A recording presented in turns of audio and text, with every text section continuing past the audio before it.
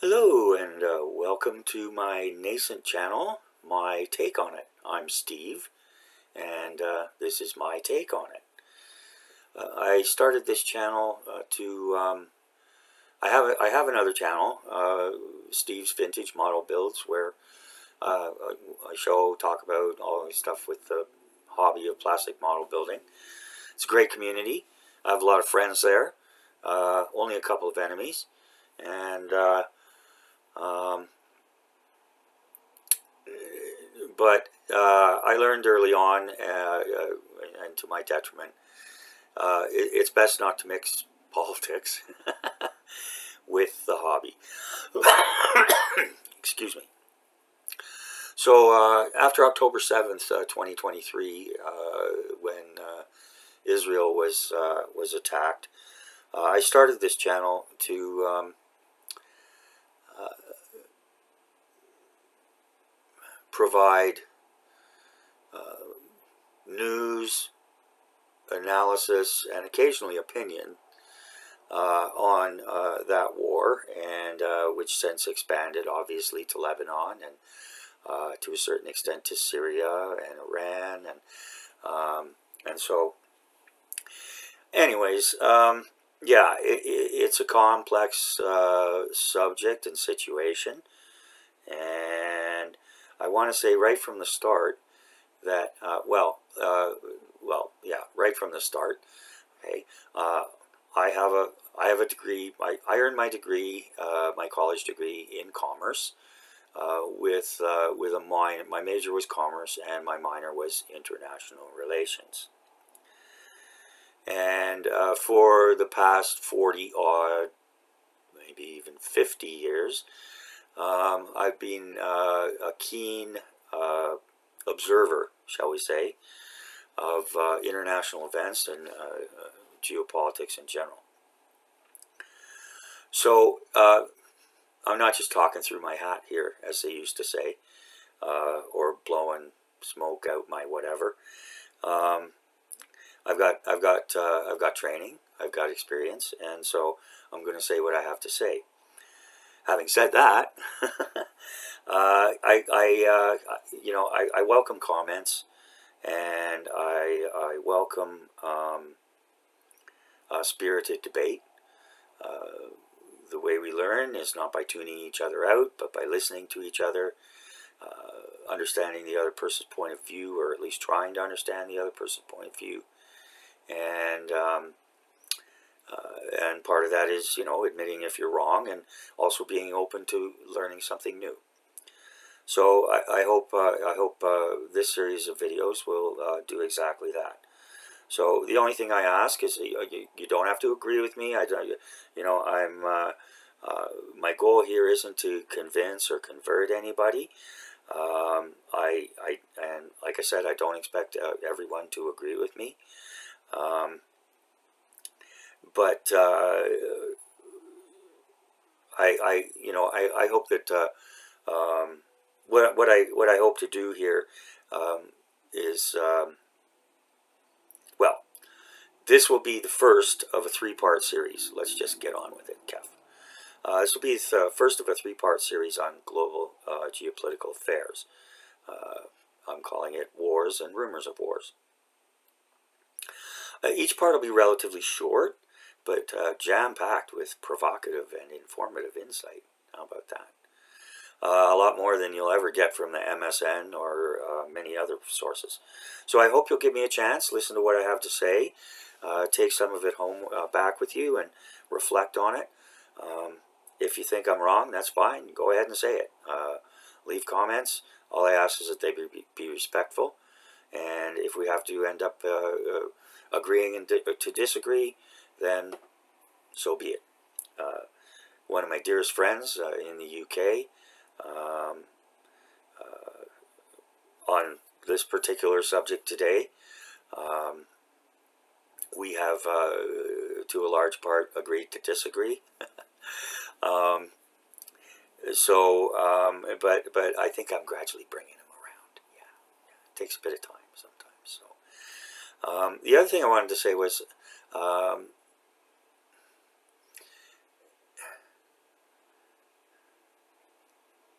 emotions and emotional things, emotional reactions. Um, Emotional reactions are usually the least desirable way to deal with serious matters. That's not to say I discount emotions. Emotions are very important. They're part of what makes us human. But we also need to have the discipline the mental discipline to know when our emotions are governing our rational thought. Um, and we know what happens when either one goes either way. Too much rational thought, and you just get cold, horrible outcomes. Not enough or too much emotional thought, and you end up with disastrous decisions that almost always, in hindsight, uh, were incorrect and ended up being very damaging. So um, I take a very pragmatic approach to things, and that also goes towards comments and so on and so forth. And um, for the most part, in my analysis, I try to remove the emotional from it, which I fully understand infuriates some people. Um, Everybody wants to have their buttons pushed or their own opinions validated or whatever the case may be. Well, I'm not here for that. Okay. I respect people who will come and take a look. I respect your respectful comments, but at the same time, um, entirely emotional responses to serious matters are usually fraught with peril. So, as I said, this will be the first of a three-part series, and each part will be, well, the first part today is going to be on the war in Ukraine. And the second part will be the the wars in the Middle East, and the situation in East Asia.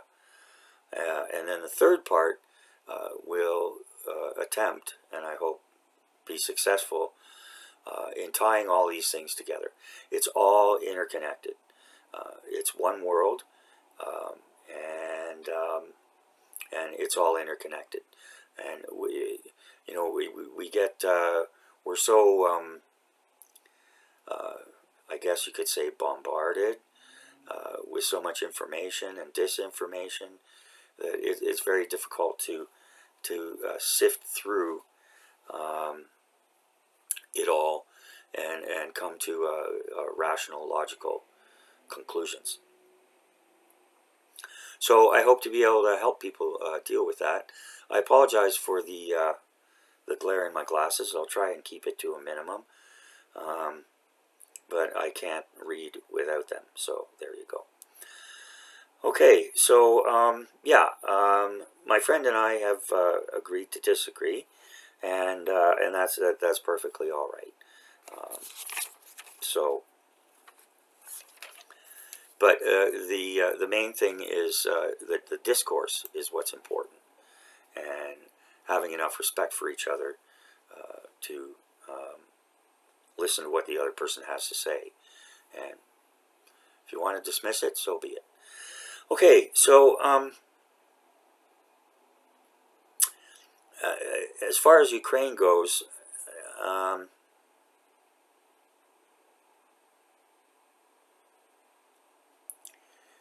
I'll come right out and say it right from the get-go here. My thoughts on the atrocious Russian aggression against Ukraine in the Donbass and earlier in Crimea is essentially a European issue, in my view. President Trump is willing to help with that issue, but far and above that are the Middle East and especially the East Asia situations, which will come in the next video. And as I said, on a meta level, they're all interconnected, but we're not going to go too far there here. So, and again, the same with President Trump. Um, I, generally speaking, I am a supporter of President Trump. I'm a supporter of MAGA. Um, I think that the free world is strongest when the USA is strong, and I also believe that uh, there are forces of evil um, that circulate in the world, and that those forces have to be challenged and combated on every level. And again, I know, President Trump is a hot button issue, and if you're going to dislike, dismiss, hate me, whatever, for my thoughts on that, well, not much I can do about it. So I'm just going to go ahead and say what I've got to say, and people can agree or disagree and comment or not comment, whatever they prefer. So with Trump as president, the USA is the leader of the free world again, or what's left of it. And the USA still has plenty of muscle to flex. There was a bit of a misconception, uh, not entirely unfounded, but a bit of a misconception that the U.S. military and the United States was weak economically as well. But all those things really just come down to a case of political will. The U.S. Armed Forces, no matter how much some people would like to believe it, are not weak.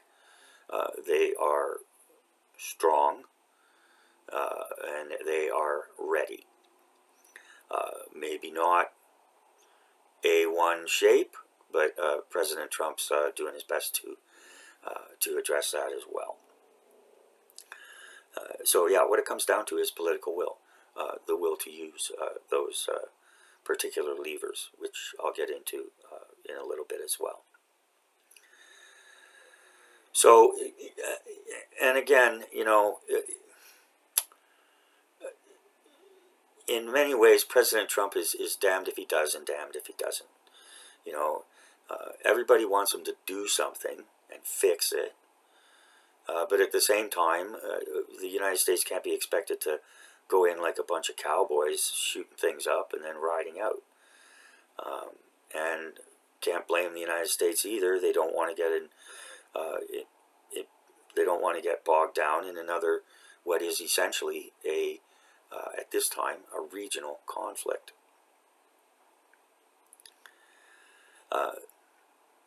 To be honest about it, they have enough going on elsewhere that's really more important, which I will touch on here, and the second part of the series will delve into more. So as far as Ukraine is concerned, Trump is using the best tool available, which is NATO. Not only that, it's, just because the U.S. and Russia were our Cold War nuclear rival powers, doesn't mean the USA should continue to nursemaid Europe while they spend their money on attacking Israel, indoctrinating their youth, and expensive socialist programs. So, as for Putin's nuclear arsenal, I would say, with some knowledge, it's a paper tiger. Judging on the readiness of their conventional military and the state of their conventional military when they invaded Ukraine, I expect it's much the same with their nuclear arsenal. Nuclear weapons, you don't just build them and put them in storage and then wait till you need to use them. They need constant upgrades. They need constant maintenance. And I'm sure there have been lots of contracts awarded for that to be done, but we know how that works in Russia and China and sometimes the USA. The money gets siphoned off to oligarchs and to corruption and corrupt politicians and so on and so forth, and the work doesn't actually, get done. So my particular opinion on this, excuse me, which is actually backed up by others that I know, who shall be nameless, and who would know, is that if Russia, if Putin tried to deploy a nuclear weapon, it'd be most likely to blow up in their faces rather than reach the target. They can't even put their conventional missiles on target without them landing in Russia or just blowing up, blah blah. So I wouldn't be too scared about that. That's not to say that they couldn't do some kind of damage with some kind of dirty thing or whatever the case may be. All right, but we're not talking global thermonuclear conflagration here. All right, and I'm sure too that China would repress any desire for Putin to do that because they want there to be a world left for them to take over. So, as I said, everyone expects Trump to fix it, and then there's the usual suspects making, excuse me, making insulting and demeaning comments about Trump, and that satisfies their little whatevers, and I got him, I stuck him, yeah, well, we're way past schoolyard stuff, and to be honest with you, President Trump doesn't give a rat's butt about that stuff. So everyone expects Trump to fix it, while at the same time expecting him not to do anything except throw money at it. So the Europeans, they really have no skin in the game and no desire what needs to be done. So it's I'm going to diverge a little bit into some history. So it's worth remembering too that it was Barack Hussein Obama who canceled the bought and paid for, ready to deploy missile defense systems to Poland so as not to provoke Putin. Well, it didn't provoke Putin. It gave him the green light to invade Crimea. And other than flaccid sanctions and some bed sheets, the Europeans and Obama did virtually nothing about that.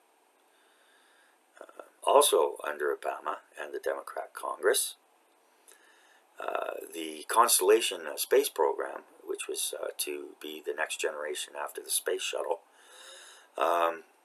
was canceled. And the result was that for the next decade, the United States had ended up paying Putin tens of billions of dollars, US dollars, to ferry their astronauts back and forth to and from the to and fro the International Space Station. And at the same time, as an added bonus, it set back the U.S. space program for a decade as well. And a lot of that money Putin got went to pay for the invasion of Ukraine. Just as a lot of the money Iran got from the Iran deal went towards financing the export of the Islamic Revolution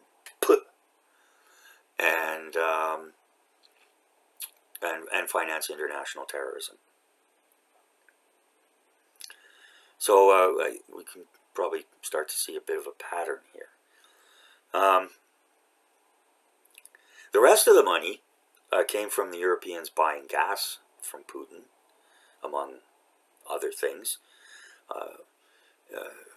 in spite of Trump's offer to sell them and ship them as much as they'd need. Shoot, he even offered Germany to build the build the LNG facilities over there so they could so they could accept the gas. And they all went, poo, poo, poo, we're not going to talk to you. And so now look where it is.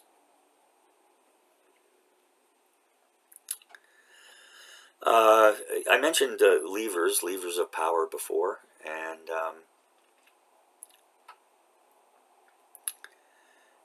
President Trump is a master of exercising those levers, whether it be military, politically, judicially. He's a master at working those levers.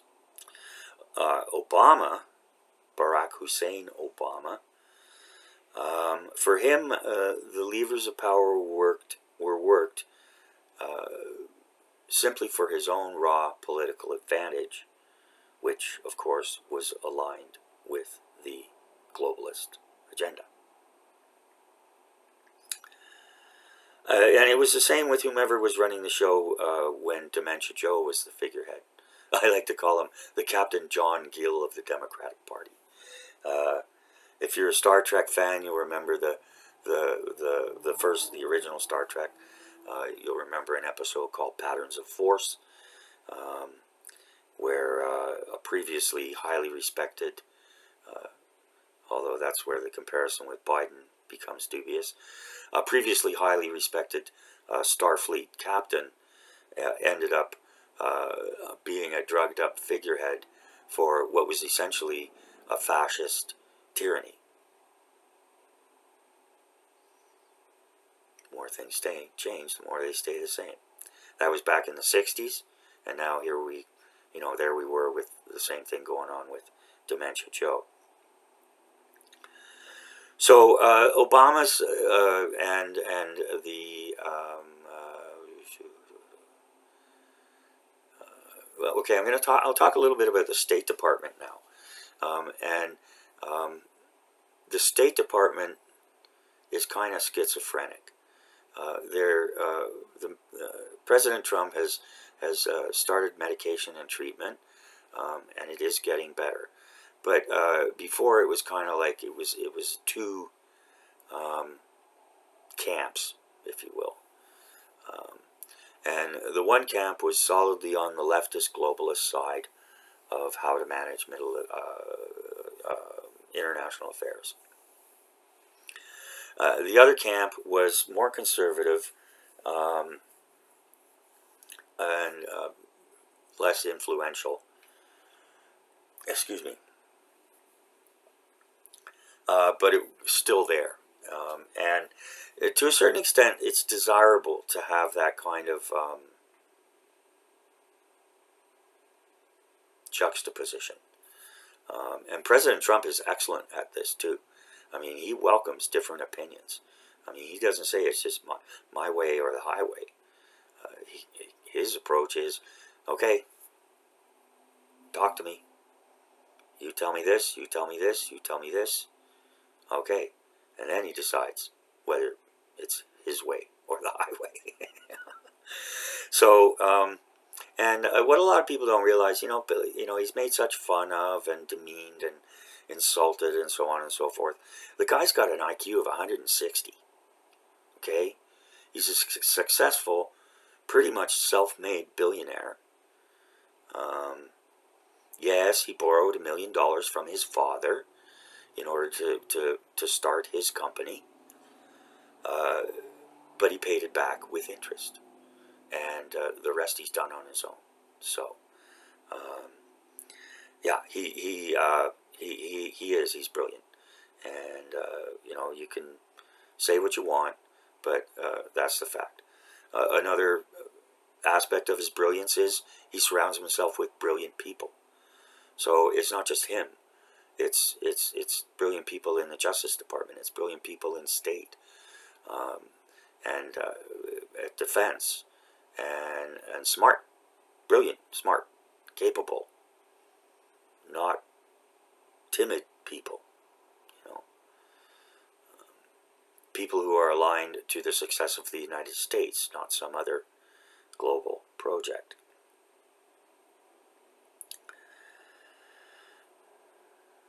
So anyway, Obama's approach kind of evolved, and the leftist State Department approach evolved in what's come to be known as the doctrine of creative tension, which means, you know, well, it's exactly like it sounds. It means to let things simmer and even sometimes boil over a bit while doing as little as possible about it. So, much like the situation in Ukraine with the Europeans, they keep pushing in just enough to keep it going, just enough to keep it going, but not enough for Ukraine to win and the situation to be resolved. And this too was aligned with the Euro-globalist doctrine. And now we see where that gets us, where we are right now. We're not here because of President Trump.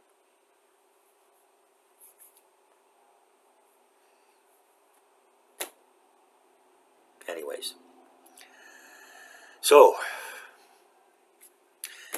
the same pattern is forming in Poland between the EU and the Poles.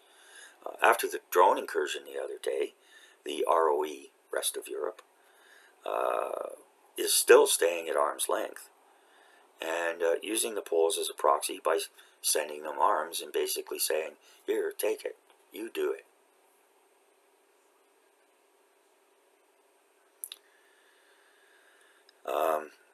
Part of the problem is continental Europeans, especially the Germans, have a deep-seated visceral fear of Russia.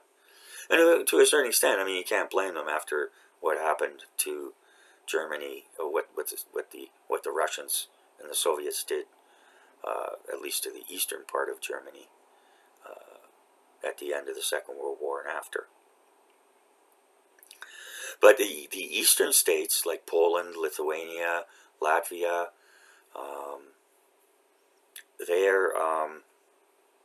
they'll fight to the death against Russian domination. They just won't have it again, and don't blame them. And of course, this all goes back to very ancient rivalries. At one time, the Poles ruled a large part of Eastern Europe, and they were absolutely feared by the other ethnic states around them. Poland too has its problems. They have a prime minister who wants to be aggressive, Prime Minister Tusk. Well, they have a president who is doing everything he can to hobble that because he's a Euro-globalist. So there you go. But it's their democracy. That's what they did. They voted for prime minister. They voted for president. And just as like I mentioned with the State Department, it's not necessarily always a bad thing when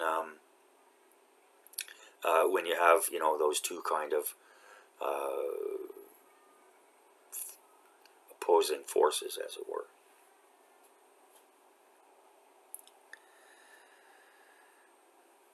So, in the last Trump administration, people were gnashing their teeth and wringing their hands, mewling that he'd start World War III. The one the Chinese started in 2019 with a bioweapon attack on the world. And now they're saying he's not doing enough, or they ridicule him for even talking to Putin. But at least he's trying. If the Europeans won't engage with Putin, why should Trump? Why should he even bother? The only thing he really cares about is the slaughter. Honestly, that's all he cares about.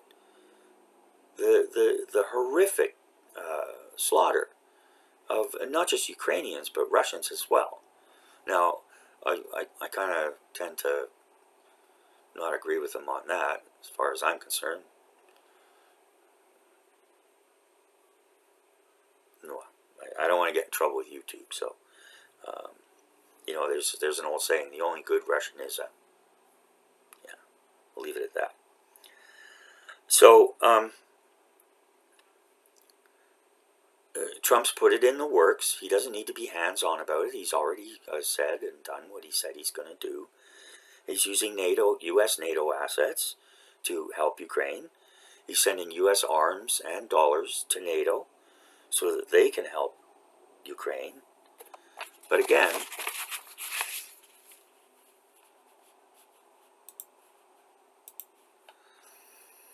it's up to the Europeans.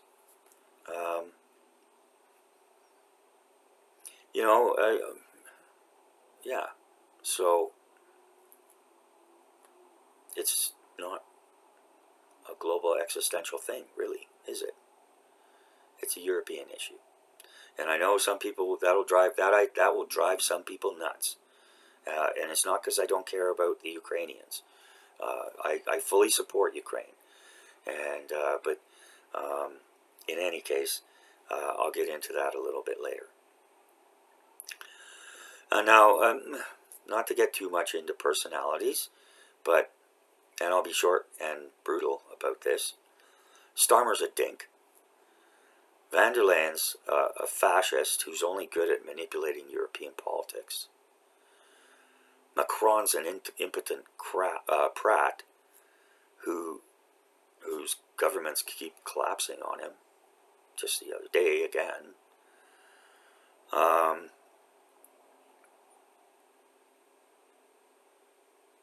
And the Dutch are fickle. Maloney is very good, but the rest of the Euro globalists gang up on her to suppress her. So she has to deal with that.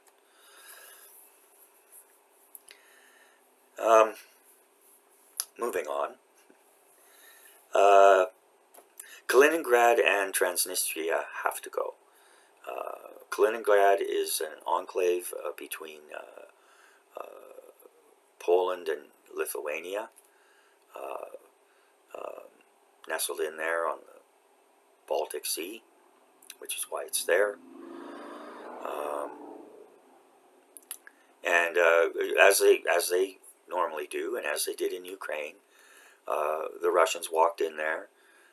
They kicked out the regular folks there, Poles and Lithuanians, and transplanted them all with Russians. Now they claim it's Russian. So Kaliningrad should be annexed by Lithuania and Poland, especially if this thing goes any further.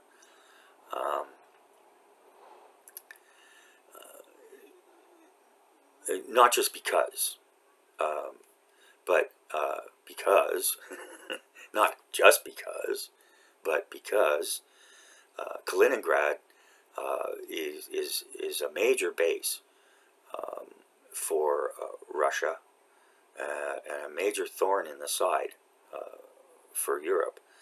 Almost 90% of the GPS and communications jamming across Europe originates in Kaliningrad. And it's creating havoc for civil aviation and other forms of communication. And so,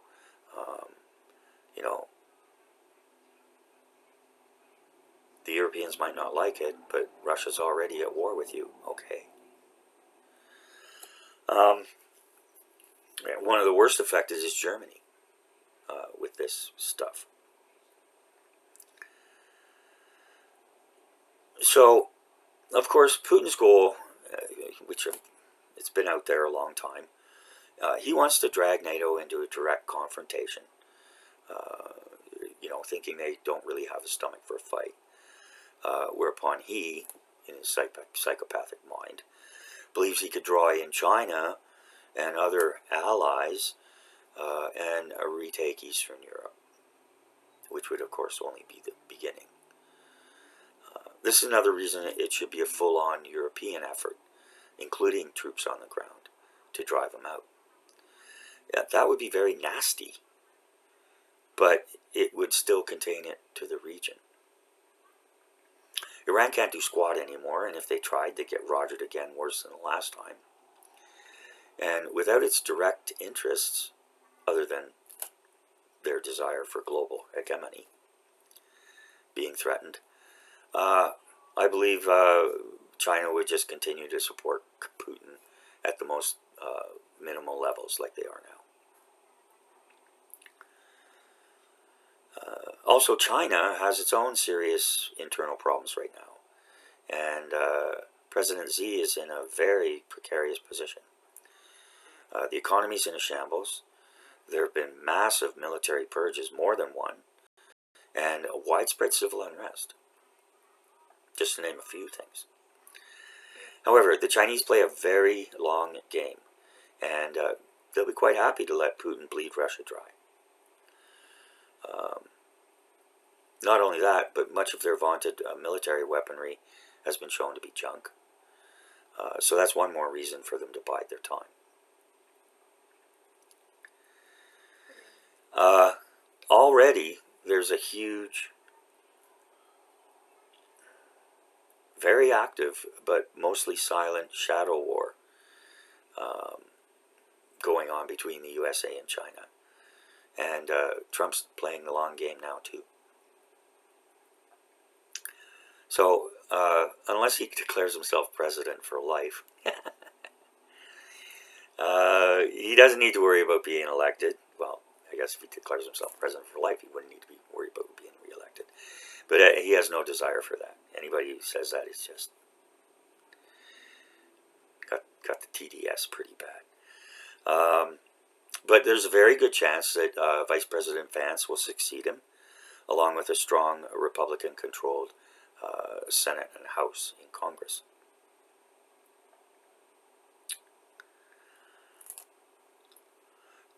The thing is, again, back to Star Trek. Do you remember tri-dimensional chess? You know, chess on 3 levels. Spock used to like to play. That's the way Trump plays. Trump plays a 3-dimensional chess game.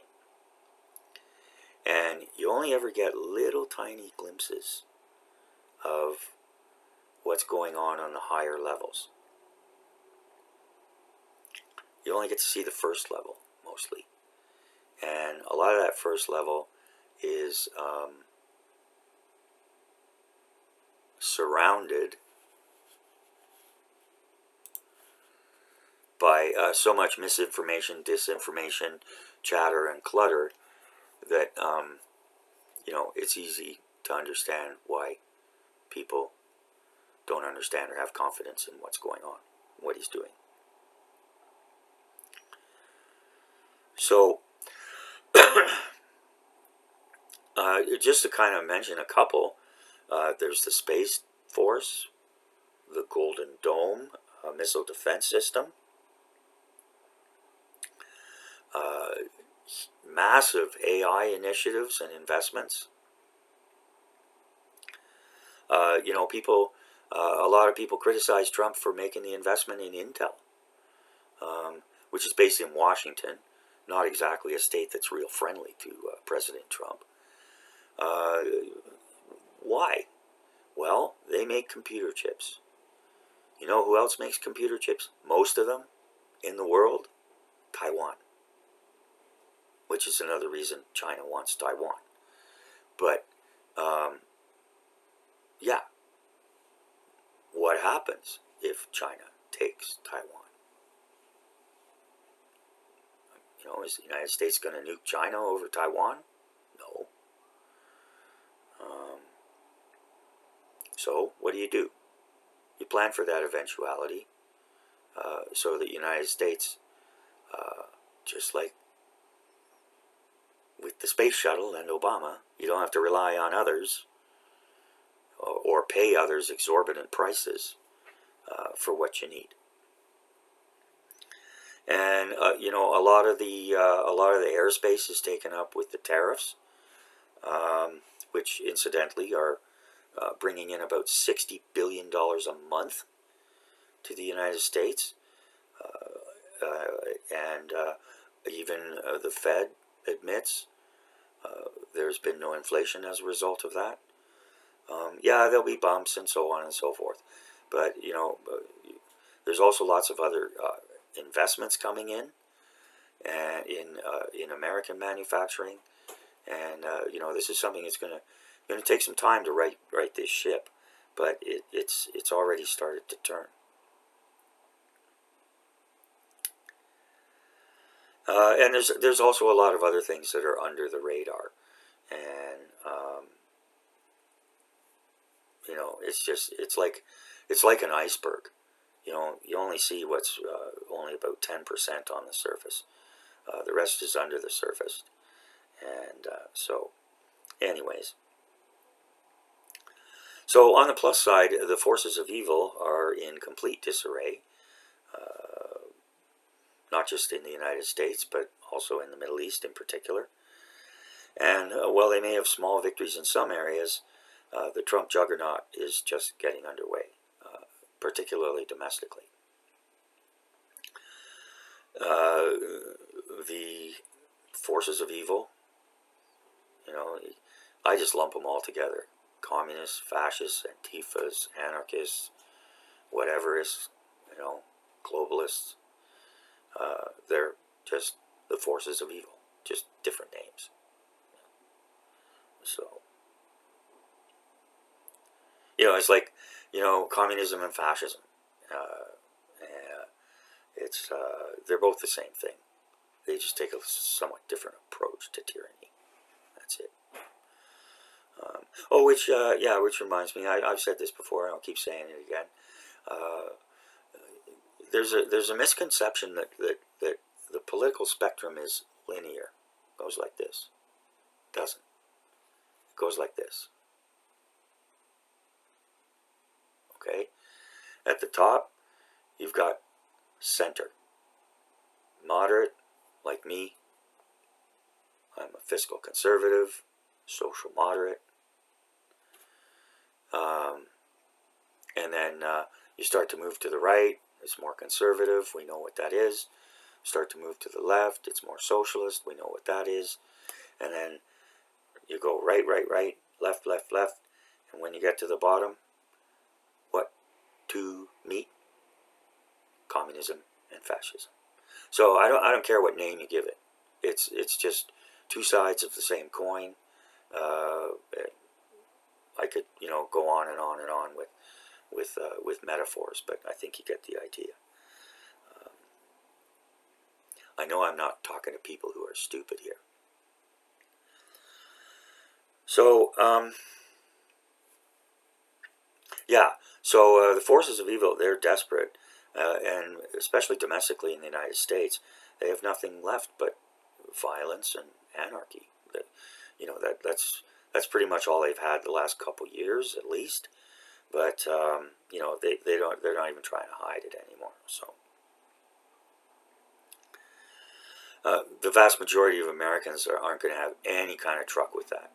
I mean, they came out 77 million people voted for Trump because they were tired of all this crap that the Democrats facilitated. And especially after the horrific assassination of Charlie Kirk yesterday. Shocking, absolutely shocking. And something like that has no place in civil democracy, civil discourse. It's just way over the line. And so I hope they get the person, and I hope that person is punished to the fullest extent of the law. And, if they get shot in the neck and are paralyzed and have to poop into a bag for the rest of their life in prison, that would be okay too. Yeah. Okay. So, I digress. Now I come back. Yeah. So,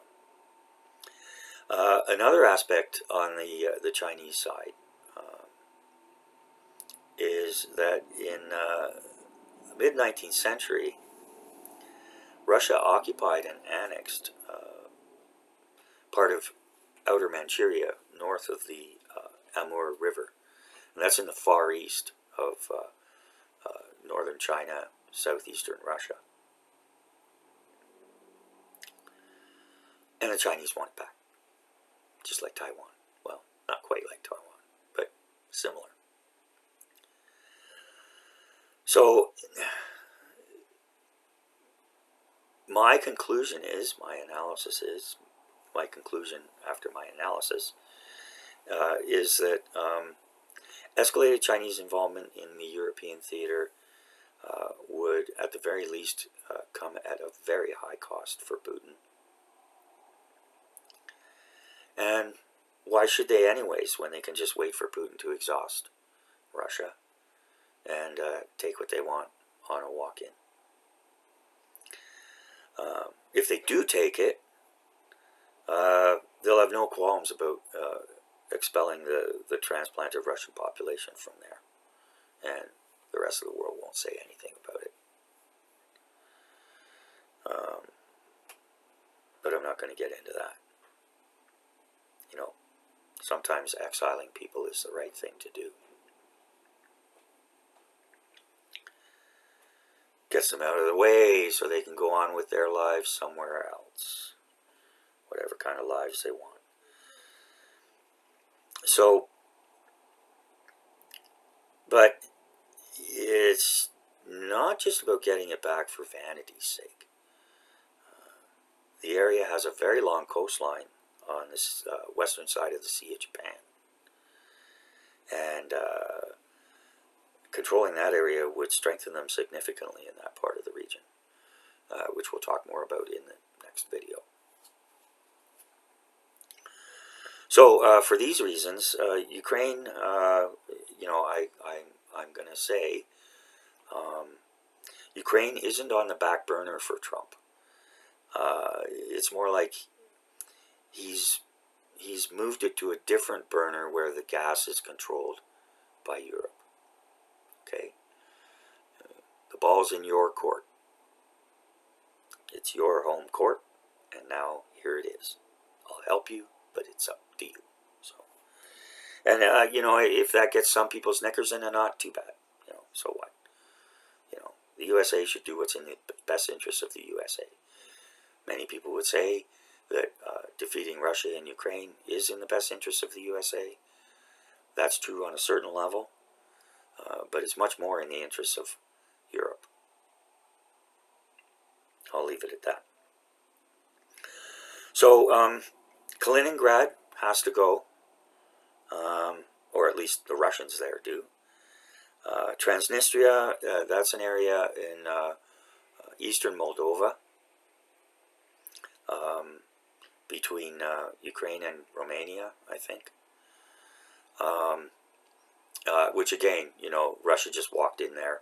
They kicked everybody out, and they've turned the area into a giant Soviet or Russian, same thing, military base. Excuse me.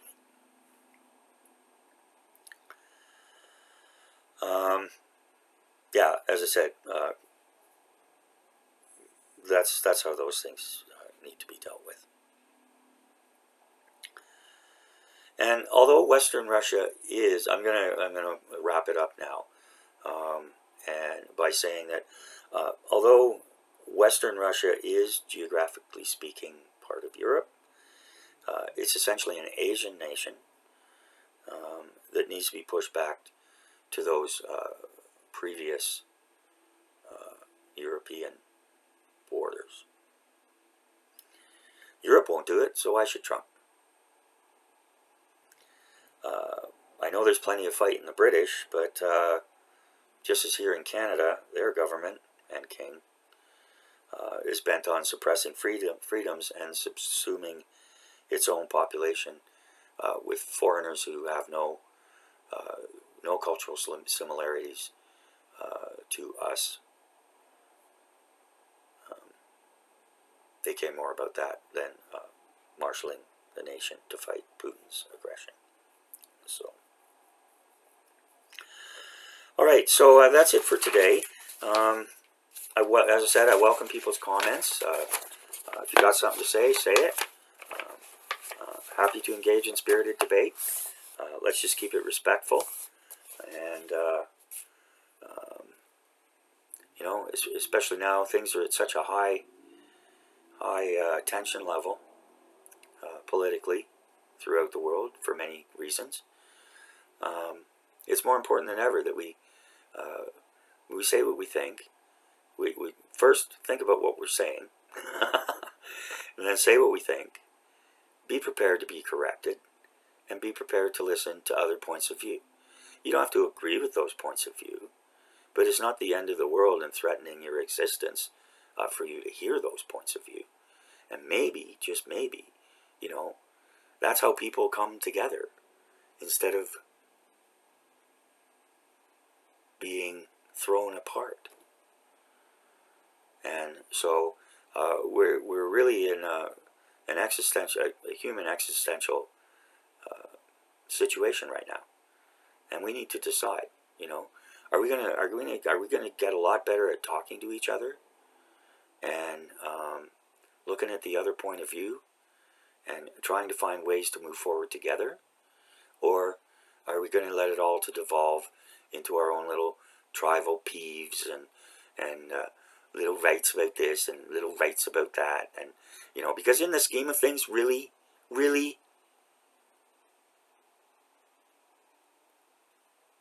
boys going into and changing in girls' girls' change rooms and locker rooms and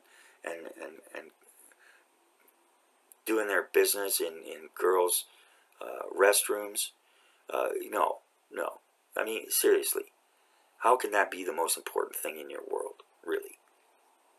And that's just one example. Sorry, if you don't like it, you don't like it. That tide is turning too, thankfully. Okay, so that's it for today. I hope you found it interesting, informative, and maybe provocative. And so, yeah, I'll be back shortly in the next few days with part 2. And as I said, that'll be on the Middle East and the and East Asia. Okay, so thanks again.